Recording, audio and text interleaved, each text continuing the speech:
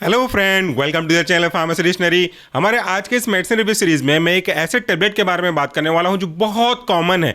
लगभग आप में से सभी लोगों ने कभी न कभी इसे यूज़ किया होगा। और अगर मैं अपनी पर्सनल बात करूं तो ये मेरा फेवरेट है इन टर्म्स ऑफ हेडेक। लेकिन ये सजेशन नहीं है, केवल एक्सपीरियंस मैं आपके साथ शेयर कर रहा हूं। तो आज के इस वीडियो में हम बात करने वाले हैं सिंपल टेबलेट के बारे में, जिसका नाम आप अपने स्क्रीन पर देख सकते हैं। यह है आपका सेरिडॉन टेबलेट।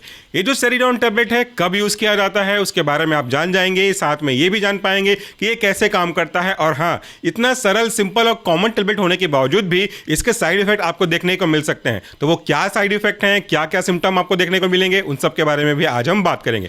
सबसे पहले बात कर लेते हैं इंडिकेशन के बारे में, यानी कि इसका यूज़ कब किया जाता है। ये सर दर्द को ठीक करने वाली दवाई है। जब कभी भी आपका सर दर्द करे, सर दर्द कई कारणों से हो सकता है।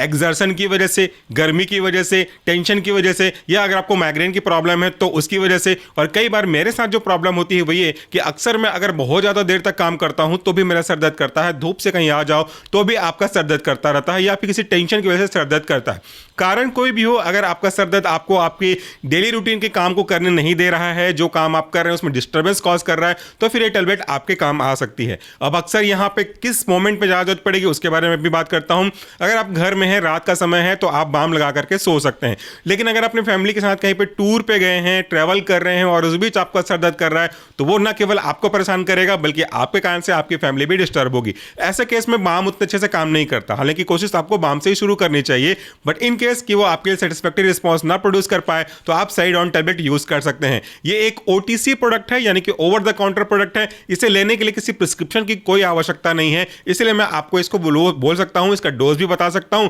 और आपको सजेस्ट भी कर सकता हूं कि अगर आपको जरूरत पड़े सर दर्द के केस में तो इसे आप ले सकते हैं। आखिर ये सर दर्द करता क्यों है? सर दर्द हो या बॉडी का कोई पेन हो, जहां पे दर्द इन्वॉल्व हो रहा है वहां पे केमिकल मैसेंजर रिस्पॉन्सिबल होता है, जिसे हम कहते हैं प्रोस्टाग्लैंडिन। प्रोस्टाग्लैंडिन एक ऐसा मीडिएटर है जो कि आपकी बॉडी में ना केवल पेन बल्कि इन्फ्लामेशन और कहीं कहीं पे आपके फीवर को भी कॉज करता है। तो अगर पेन के पीछे प्रोस्टाग्लैंडिन की रिस्पॉन्सिबिलिटी है तो आपको क्या करना चाहिए? अगर आपको पेन से कोई भी तकलीफ नहीं चाहिए, पेन से छुटकारा चाहिए, तो आपको प्रोस्टाग्लैंडिन को बनने से रोकना होगा। अब सवाल ये उठता है कि प्रोस्टाग्लैंडिन आखिर बनता कैसे है? प्रोस्टाग्लैंडिन बनने के लिए मेनली कॉक्स पाथवे रिस्पॉन्सिबल होता है, जिसमें कॉक्स 1 और कॉक्स 2 दोनों मिलकर के अल्टीमेटली प्रोस्टाग्लैंडिन का निर्माण करते हैं। तो अगर हमको प्रोस्टाग्लैंडिन नहीं बनाना है तो हमको कॉक्स 1 या कॉक्स 2 को छेड़ना होगा, और दोनों में से किसी को छोड़ करके आप उस पेन के परसेप्शन को कम कर सकते हैं।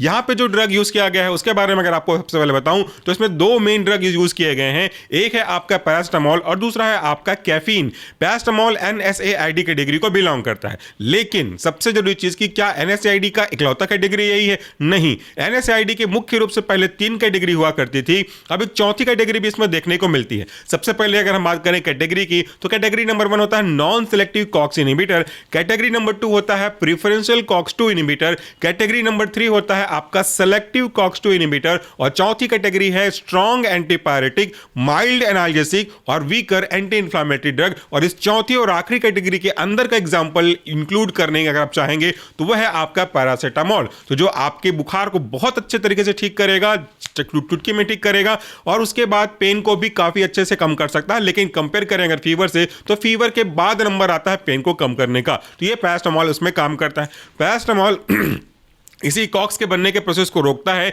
जिसके कारण से कॉक्स नहीं बनेगा तो प्रोस्टाग्लैंडिन नहीं बनेगा, प्रोस्टाग्लैंडिन नहीं बनेगा तो आपका पेन जो हो रहा था वो भी अब नहीं होएगा। तो ये उसके पैरासिटामोल के काम करने का तरीका है। हमने आपको ड्रग के नाम बताए, अब आपको मैं कंसंट्रेशन बता दूं, क्योंकि ये कंसंट्रेशन बहुत बहुत बहुत ज्यादा इंपॉर्टेंट है रिगार्डिंग दिस न्यू सेरिडॉन। क्योंकि एक और सेरिडॉन आता है और उस सेरिडॉन का नाम है सेरिडॉन एडवांस, उसके बारे में भी आने वाले वीडियो में बात करेंगे। सबसे पहले इसी सेरिडॉन के बारे में बात कर लेते हैं। इसमें कंसंट्रेशन अगर आप देखेंगे पैरासिटामोल का तो पैरासिटामोल है आपका 500 mg, और अगर हम कैफीन के बारे में बात करें तो इसमें कैफीन है 50 mg। पैरासिटामोल के काम करने के तरीके को समझ गए, अब हम कैफीन के काम करने के तरीके को समझते हैं। अक्सर आपने ये देखा, सुना, समझा या महसूस किया होगा कि अगर आपका रूटीन ऐसा है कि सुबह उठने के बाद आपको चाय चाहिए रहती है, डजंट मैटर कि ब्लैक टी है या फिर मिल्क वाली चाय है, और दोपहर में 1-2 से 3 के बीच में आपको चाय चाहिए रहता है। कहीं ऐसा हो कि किसी काम में अब इतने बिजी हो गए हैं या अवेलेबिलिटी नहीं होने कारण से आपको इस 2 समय में चाय नहीं मिल रही है, तो आपको महसूस होता है कि हल्का हल्का सर दर्द कर रहा है, आपको चाय पीने की इच्छा होती है, तो कई लोग चाय या फिर कॉफी पीने के बाद अपने सर दर्द में राहत महसूस करते हैं। और ये केवल कल्पना नहीं है, ये फैक्ट है। चाय और कॉफी में, खास करके कॉफी में कैफीन की मात्रा ज्यादा होती है, थियोफाइलिन, थियोब्रोमा ज्यादा होता है, जो कि आपके माइग्रेन या सर दर्द के पेन को कम करने में बहुत महत्वपूर्ण भूमिका निभाता है। ये कैफीन की प्रॉपर्टी ये होती है कि आपके वेसल्स को, जो आपके ब्रेन में अवेलेबल है, इनको थोड़ा डायलेट करता है, जिससे ब्लड की अवेलेबिलिटी अच्छी होती है और पेन का परसेप्शन कम होने लगता है। इस तरीके से कैफीन काम करता है। क्या ये मैकेनिज्म यहीं पे खत्म हो गया? नहीं। अगर आप सच में जानना चाहते हैं तो अब आपके पास असली पॉइंट आने वाला है। देखिए, जब कभी भी हम दो ऐसी चीजों को मिला दें जो एक दूसरे के सपोर्ट में काम करती हैं, तो उसका स्वाद या उसका जो नेचर है या उसका जो रिस्पॉन्स है, उसका जो रिजल्ट है, वो काफी बढ़ जाता है। मैं हमेशा एक ही एग्जांपल देता हूं बच्चों को समझाने के लिए। आपने कई बार जलेबी गरम गरम मस्त खाई होगी, कितना अच्छा लगता है जलेबी।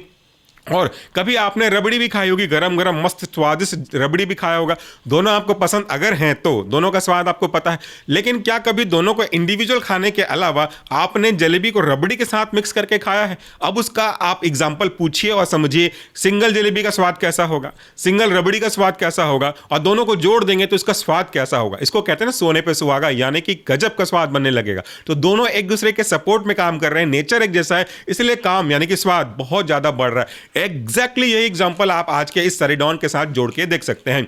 जब हम पैरासिटामोल को कैफीन के साथ मर्ज करते हैं, कंबाइन करते हैं एक निश्चित डोज पे, तो कैफीन और पैरासिटामोल दोनों मिलकर के कंबाइंड इफेक्ट देते हैं और इसके कारण से सर दर्द का एहसास बहुत आसानी से ठीक हो सकता है।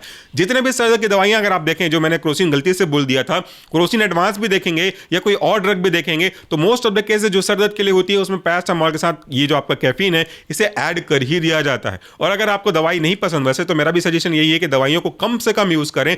नेचुरल तरीके से अगर प्रॉब्लम सॉल्व हो जाती है तो आप एक ब्लैक कॉफी पी सकते हैं। 1 या 2 कप कॉफी पीने से आपका सर दर्द में राहत मिल जाएगी। और अगर नहीं होता तब आप मेडिसिन पे जाइएगा। तो ये हो गया आज के इस मेडिसिन के काम करने के तरीके। अब इसके साइड इफेक्ट के बारे में अगर हम बात करें, देखिए पैरासिटामोल एनएसएडी कैटेगरी का ड्रग है और पैरासिटामोल जितनी आसानी से अवेलेबल हो जाता है, क्योंकि इसके लिए कोई प्रिस्क्रिप्शन की जरूरत हो नहीं, आराम से आप ले सकते हो और लेते रहते हो। लेकिन इस पैरासिटामोल का साइड इफेक्ट भी है। अगर आपने पैरासिटामोल को अधिक मात्रा में कंज्यूम किया तो आपके चेहरे पे स्वेलिंग ला सकता है, लीवर किडनी की प्रॉब्लम ला सकता है, और जो आपका बॉडी में एक प्रकार से एलर्जिक रिस्पॉन्स है ना, वो भी देखने को मिल सकता है।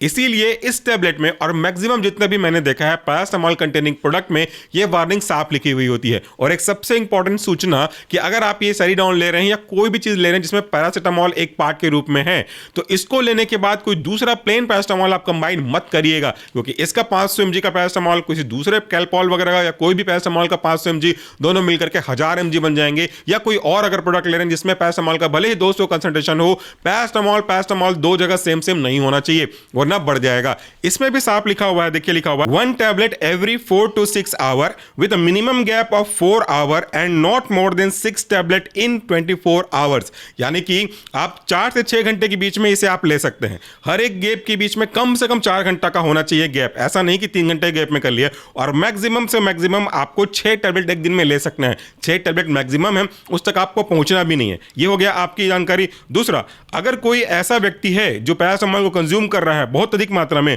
तो उसको एलर्जिक रिस्पॉन्स देखने को मिल सकते हैं, जैसे swelling of face, mouth and throat, difficulty in breathing, और दूसरा ईचिंग के रैशेस की प्रॉब्लम भी हो सकती है।